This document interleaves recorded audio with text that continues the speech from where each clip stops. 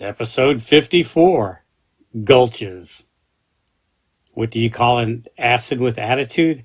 Amino acid. That one stunk. Alright, sit back, relax, grab a snack. The 10-Minute Off-Road Podcast is about to begin.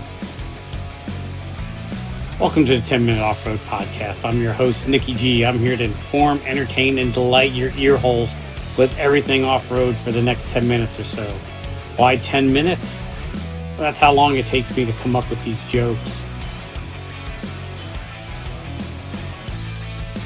Alright, welcome to the show. I just want to remind everybody you can listen to the 10-Minute Off-Road Podcast on Apple Podcasts, Google Play, Overcast, Breaker, CastBox, Pocket Cast, Radio Public, and Stitcher.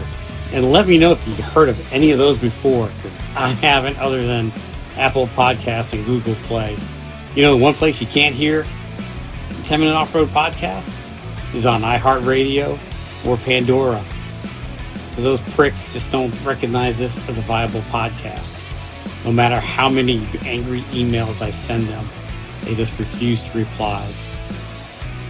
If you have something to say, you can contact the show at 10minuteoffroadpodcast@gmail.com. That's 10minuteoffroad@gmail.com. And I promise to check that email about every once a month. Or you can leave a comment on any of our fabulous social media platforms that I don't monitor either. Because let's face it, I am, I won't say middle age is kind of behind me. I'm not really over the hill yet, but I'm getting there. So social media is just weird and strange to me. I don't really understand it or dig it. But it's something you kids do all the time. So, I got to stay hip and cool. I got to be the cool grandpa type. So that being said, you could follow the 10-Minute Off-Road Podcast on Instagram, Twitter, Facebook, and YouTube, but never on TikTok. If you see me on TikTok, then you know something's wrong.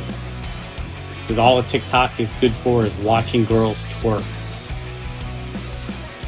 Alright, with all that behind us now, I want to talk about Gulches Off-Road Park in Waterloo, South Carolina. I guess the official address is Lawrence, South Carolina. But when you pull it up on Google Maps, it shows it in Waterloo, South Carolina. Anyhow, it's in South Carolina, south of Greenville, Spartanburg. If you're familiar with the area, you know where it is. Been wheeling for years and years. Never been there. Matter of fact, I've been to a few private property parks, and I gotta tell you, I've never really had a good experience with any of them. Now, I'm not knocking any of them by far, and I'm not knocking Gulches by far. They're all good for what they are. I'm a cheap bastard, and I don't like to pay to play, so to speak. But anyhow, went to Gulches. Had a good time. Mostly when I off-road, I don't go for the wheeling. I used to. Now I've changed. I go for the people. I'll go on a very bad off-roading trip to hang out with the right people, and it's enjoyable. And I've been on some good off-roading trips with some wrong people that I just bailed out early. So I go for the people. And I gotta tell you, the group of people I went with to Gulches, I love to death. I love hanging out with them, love wheeling with them. They're good people. And Gulches Off-Road is a nice place. It's clean. I gotta tell you, this is one of the first campsites I've been to that there was no trash laying around. But then again, they charge you a $20 deposit. And if you don't clean up after yourself, so for $20, people will clean up after themselves, I decided. But camp spots were, I won't say bad, because the one we had wasn't that good, and some of the ones we seen were kind of cramped. But they had some pretty good campsites too, and some that are really on the water that look really nice. But you don't really have to camp out at Gulches, because you could pretty much see everything in one day. It's 86 acres. Costs at this time it costs $25 to get in per day. You buy a 2-day weekend pass, and they throw in camping for free. If you just want to spend the night, it's $10, which I don't see anybody spending the night and then wheeling, or wheeling and spending the night and leaving. But anyhow, $25 to wheel all day. 86 acres. They have everything from very mild trails to extreme, holy crap, I can't believe anything can make it up type trails. And then they have a big stack of tractor tires, and I don't know what you'd call them, excavator tires, big, huge tires, just in a pile for you to climb over. They have some culvert pipes to drive over. They have an articulating ramp there if you want to. It's basically a redneck playground. Matter of fact, I was calling it Dixie Disney when we were there. So if you're in the area, I tell you, check it out. Bring somebody with you to help you get unstuck. But if you do get stuck, they have a phone number on their map, and they give everybody a map that's pretty detailed. And you call them, and they'll, I guess, come help you get unstuck. I haven't seen that service used, so I don't know anything about it. I will tell you that we went there on a Saturday, and it was packed. And it's a lot of very seriously built off-road buggies and Jeeps and trucks and stuff, that a lot of stuff trailered in, and it was intense. A lot of intense stuff. So we went on the easy trails, and even the easy trails got kind of hairy. I don't think they do any type of maintenance on the trails. They just kind of let nature take its course, and then when a trail gets too rutted out, they just change the designation on it. So it might be a blue trail this year, gets rutted out, it'll be a orange trail next year, and so far and so on. But it is clean. The owners were friendly. They were out. Matter of fact, the owner came out in a golf cart. Yeah, I can't believe a golf cart made it down the trail.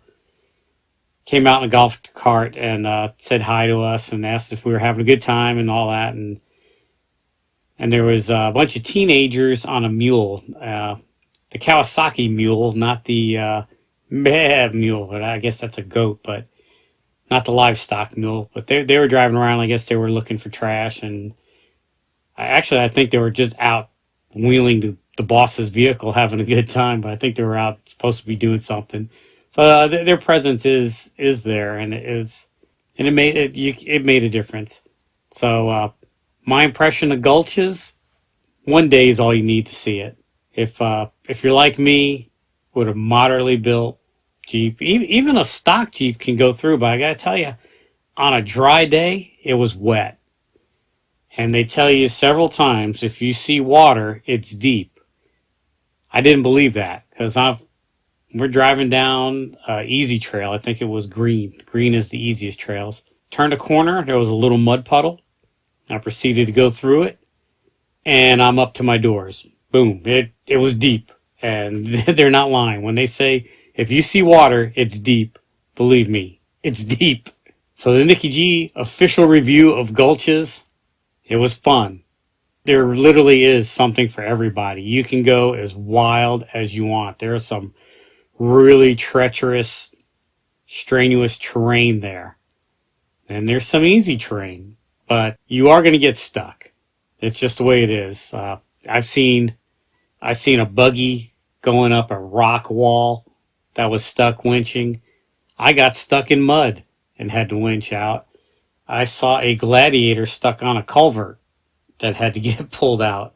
So you are going to get stuck. The trails are a little tight, so you might get some hillbilly pinstriping.